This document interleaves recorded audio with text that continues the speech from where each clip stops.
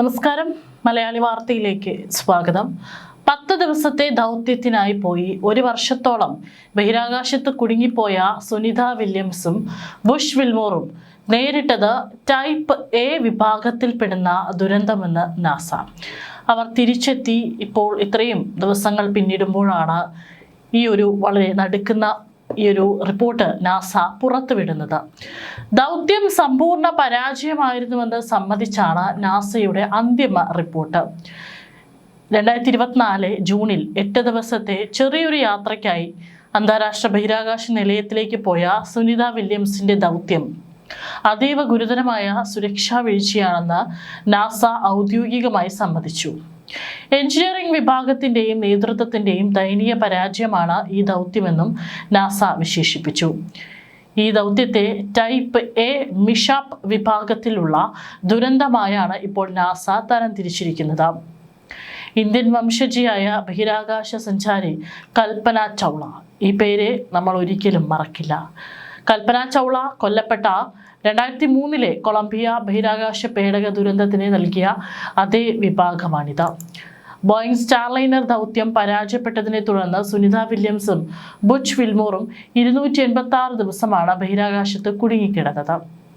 2026 ഫെബ്രുവരി 19 പുറത്തുവിട്ട 311 പേജുള്ള റിപ്പോർട്ടിൽ നാസ അഡ്മിനിസ്ട്രേറ്റർ ജാരഡ് ഐസക്മാൻ ഏജൻസിയെയും ബോയിങ്ങിനെയും രൂക്ഷമായി വിമർശിച്ചു. പദ്ധതി നിശ്ചിത സമയത്തിനുള്ളിൽ തീർക്കാൻ വേണ്ടി സുരക്ഷാ മുന്നറിയിപ്പുകൾ അവഗണിച്ചുവെന്നാണ് പ്രധാന ആരോപണം.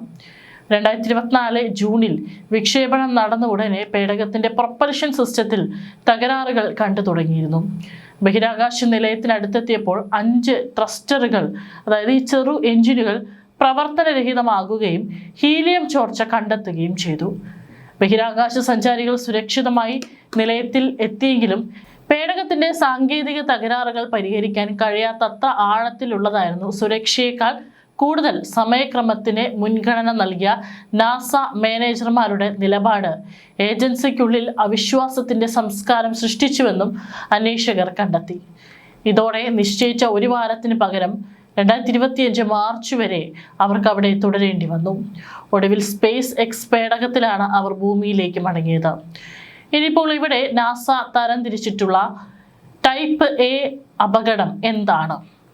അതീവ ഗുരുതരമായ അപകടമാണെന്നാണ് ടൈപ്പ് എ എന്ന് ലിസ്റ്റ് ചെയ്യുന്നത് കൊണ്ട് അർത്ഥമാക്കുന്നത്. ചാലഞ്ചറും കൊളംബിയയും പോലെ മറ്റൊരു ആകാശ ദുരന്തമാകാൻ സാധ്യതയുണ്ടായിരുന്ന ഒന്ന്. സുനിതയും വിൽമോറും സുരക്ഷിതമായി മറ്റൊരു പേടകത്തിൽ ഭൂമിയിലെത്തിയെങ്കിലും വലിയ സാമ്പത്തിക നഷ്ടം സംഭവിച്ചുവെന്ന് റിപ്പോർട്ട് വ്യക്തമാക്കുന്നു.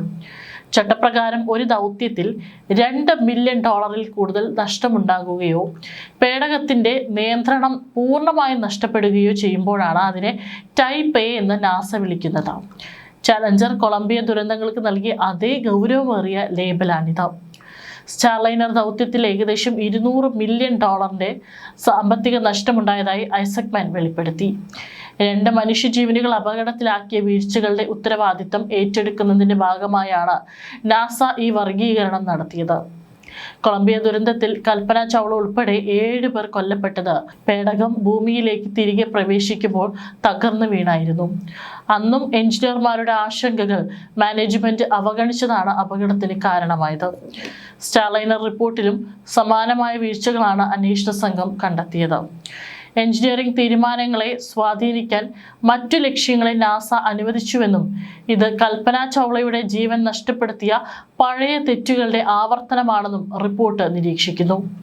9 മാസത്തെ ബഹിരാകാശത്തെ കാത്തിരിപ്പിനൊടുവിൽ സുനിത വില്യംസും ബുച്ച് വിൽമോറും ഡ്രാഗൺ പേടകത്തിൽ വന്നു തൊട്ടപ്പോൾ തിരയിളകിയത് മെക്സിക്കൻ ഉൾക്കടലിൽ മാത്രമല്ല, ശാസ്ത്ര കുതുകികളുടെ നനവാർന്ന ഓർമ്മകളിൽ കൂടിയായിരുന്നു. തിരിച്ചിറങ്ങിയ സുനിത അഭിമാനത്തോടെ ലോകത്തെ അഭിവാദ്യം ചെയ്തത് ജീവിതത്തിലേക്ക് മടങ്ങുമ്പോൾ ലോകത്തിന്റെ മനസ്സിൽ തെളിഞ്ഞത് മറ്റൊരു മുഖമാണ്, മറ്റൊരു ഇന്ത്യക്കാരിയുടെ. ഇതുപോലൊരു തിരിച്ചിറക്കത്തിൽ കത്തിച്ചാമ്പലായി നാമാവശേഷമായ കൽപ്പന ചൗളയുടെ മുഖം. സുനിത വന്നിറങ്ങിയതിന് 22 കൊല്ലം മുമ്പായിരുന്നു ബഹിരാകാശ സഞ്ചാരിണിയായ ആദ്യ ഇന്ത്യക്കാരി കൂടിയായ കൽപ്പനയെ ദുരന്തം തേടിയെത്തിയത്. ടെക്സാസിന്റെ ആകാശത്തായിരുന്നു കൽപ്പനയെയും മറ്റ് 6 പേരെയും അയച്ച കൊളംബിയ ചിന്നിച്ചിതറി അഗ്നിക്കിരയായത്. ചരിത്ര ദൗത്യത്തിന് ശേഷം 17 ദിവസം ബഹിരാകാശത്ത് ചിലവഴിച്ച ശേഷമാണ് കൽപ്പനയും സംഘവും ഭൂമിയിലേക്ക് തിരിച്ചത്. അത് അവസാന യാത്രയായി.